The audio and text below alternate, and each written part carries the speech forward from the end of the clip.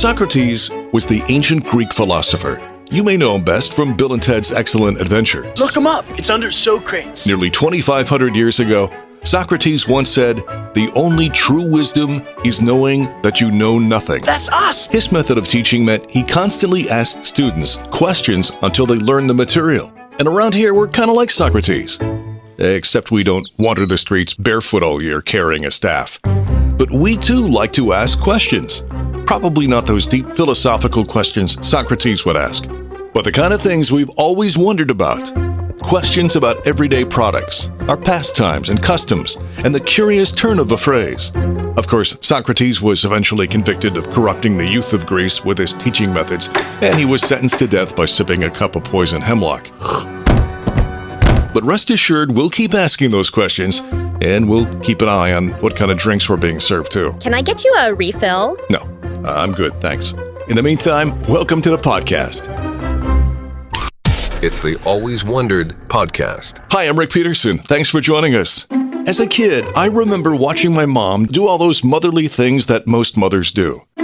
When she sighed and said, "Oh, there just aren't enough hours in the day." So being a dumb kid, I asked her something that I always wondered about. Why are there 24 hours in a day? To which she replied, "Just because." I didn't really understand. But then she added something even more profound. She said, "Go clean your room. It looks like a pigsty." That I understood. But the question has always gnawed at me, and maybe you too. So we'll ask it again. Have you always wondered why there are 24 hours in a day? Well, let's synchronize our watches and see if we can't answer this before day's end. Now look, we know what a day is. That's the time it takes the Earth to rotate once on its axis. But who carved that time up into 24 segments? It seems very arbitrary. I mean, why not 10? Why not 50? For the answer, we travel back to about 1500 BC.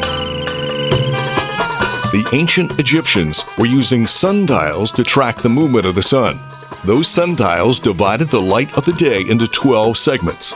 They also divided the nighttime into 12 segments based on movement of the stars. Now you're probably asking, what's the deal with the number 12? What's the deal with the number 12? I figured you would ask that. Well, it turns out the ancient Egyptians were very fond of that number. In fact, they had a counting system based on 12. Reason? Because 12 was easy to count on the hand. 12 fingers? Not fingers, knuckles. Gotcha. Look at the 4 fingers on your hand. They contain 12 knuckles. That made the hand sort of an early Egyptian adding machine. Merchants and traders used it all the time. So 12 was like second nature to them. So when we add it all up, and you can even do the math on your knuckles if you want, the 12 daylight hours plus 12 nighttime hours makes for 24 hours in a day. That number became widely accepted in the ancient world, and now you too have 24 hours a day to ignore your to-do list just like your ancestors did. Now, we could discuss how they came up with 60 minutes in an hour and 60 seconds in a minute, but unfortunately that will have to wait for another episode. After all, "Oh, there just aren't enough hours in the day." The Always Wondered podcast. there's a question that has bugged people for ages. No, it's not the chicken and the egg question, but close. The classic riddle that has stumped philosophers, linguists, and confused grocery store shoppers for centuries. So we'll ask it now. Have you always wondered which came first, the color orange or the fruit orange? Well, let's peel back the layers of one of life's juiciest mysteries and squeeze out some answers from history. We start with the fruit. Round, citrus, often squeezed into a glass next to your disappointing Hotel Continental breakfast. For a long time, people knew the fruit existed, but they didn't call it an orange.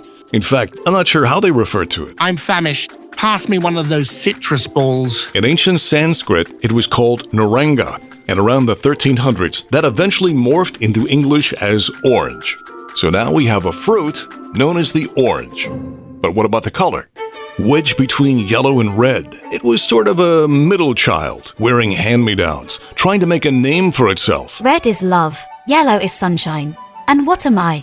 A traffic cone. So it wasn't until oranges became much more prevalent in Europe that people looked at this vivid, striking, annoyingly hard-to-describe color and finally gave up and said, Fine, we'll call the color orange. just like the fruit, okay? You happy now? And just think, had it been other foods, it could have been a lot weirder. This fall, paint your walls a warm, soothing shade of pumpkin spice latte. Or, This couch is like the perfect shade of rotisserie chicken. and now you know if anyone asks, the fruit orange came first, the color rode its coattails.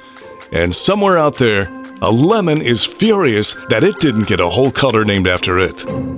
It's the Always Wondered podcast.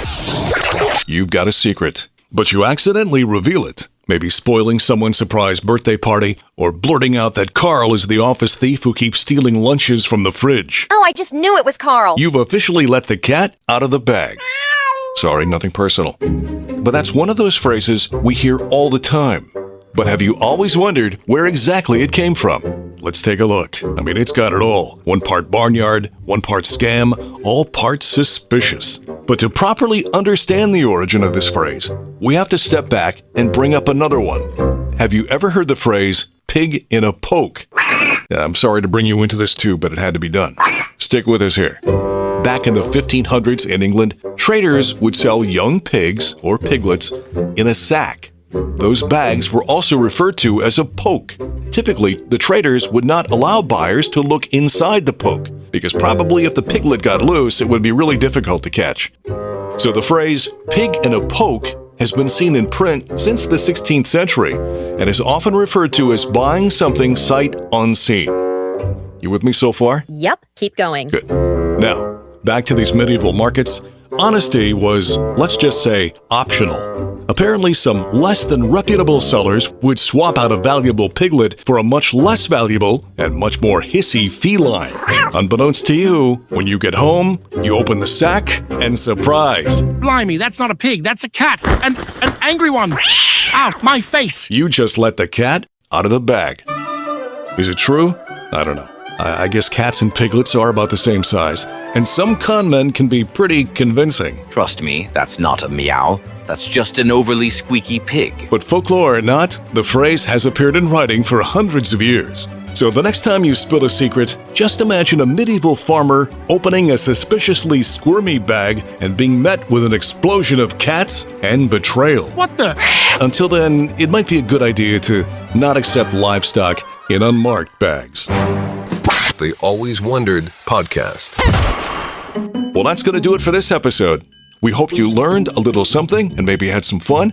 New episodes drop every Friday. And if you enjoy the podcast, we hope you tell a friend or family member and let them join in too. And it goes without saying that we would love to hear from you. Our email address is alwayswonderedpodcast@gmail.com. And as always, we leave you with one to ponder. Have you always wondered, why do socks keep disappearing in the laundry? Believe it or not, they've done studies on this subject, and I promise we'll talk about that on a future episode. Until then, stay curious and keep wondering. I'm Rick Peterson. Thanks for listening. The Always Wondered podcast. If you like what you hear, please subscribe, leave a 5-star rating, and a review. Listen on Apple Podcasts, Spotify, or wherever you pod. Feel free to offer suggestions for future topics or simply reach out to alwayswonderedpodcast@gmail.com.